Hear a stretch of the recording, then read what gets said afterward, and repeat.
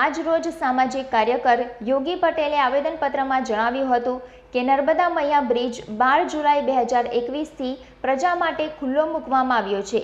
ત્યારથી જ સમયાંતરે આત્મહત્યા તેમજ અનેક અનિચ્છનીય ઘટનાઓ સામે આવી છે।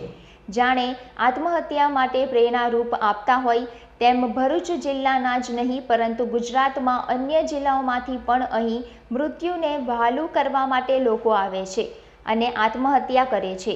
નર્મદા મૈયા બ્રિજ ઉપરથી મોતની છલાંગ લગાવવામાં લગભગ 22થી વધુ આત્મહત્યાના બનાવો બન્યા છે અને મૃત્યુ પામ્યા છે, જ્યારે 17થી વધુ આત્મહત્યા કરવા જતા સામાજિક કાર્યકર ધર્મેશ સોલંકી અને સ્થાનિક યુવાનો, માછીમારો તેમજ પોલીસ દ્વારા બચાવવામાં આવ્યા છે।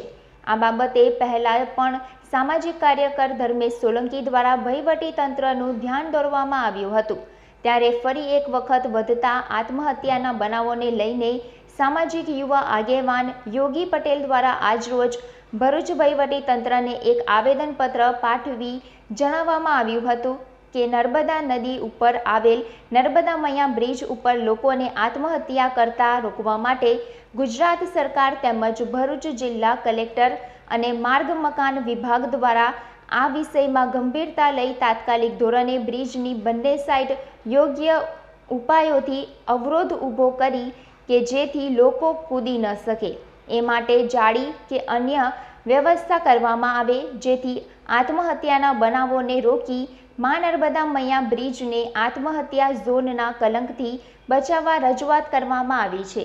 નર્મદા નદી એ ગુજરાતની જીવાદોરી ગણવામાં આવે છે, પરંતુ ભરૂચમાંથી પસાર થતી નર્મદા નદી ઉપર બનાવવામાં આવેલો નર્મદા મૈયા બ્રિજ એ જીવને વહાલું કરવાની લોકોની પહેલી પસંદગી બની ગઈ છે। આ બ્રિજ આત્મહત્યા કરવા માટે પ્રેરિત કરતો હોય તેમ ભરૂચ જિલ્લાના જ નહીં પરંતુ આજુબાજુના જિલ્લાના લોકો પણ અહીંયા આવીને આત્મહત્યા કરી રહ્યા છે।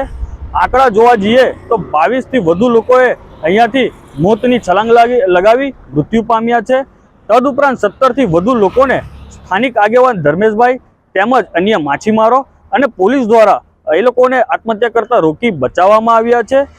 ઉપરાંત આ નદીની અંદરથી અસંખ્ય માત્રાની અંદર લાશો મળી છે।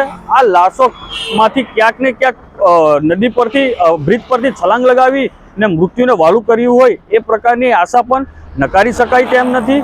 આ માટે આજરોજ ભરૂચ જિલ્લા કલેક્ટર શ્રી તેમજ માર્ગ મકાન વિભાગ દ્વારા સંબોધીને આવેદનપત્ર આપવામાં આવ્યું છે કે બ્રિજની બંને છેડે યોગ્ય અવરોધ ઊભા કરવામાં આવે, જેથી જાળી કે અન્ય પ્રકારની વ્યવસ્થા કરવામાં આવે, જેથી આત્મહત્યાઓને આ રોકી શકાય અને આ આવેદનના મુજબ જલ્દમાં જલ્દ કામગીરી કરે એ જ આશા છે।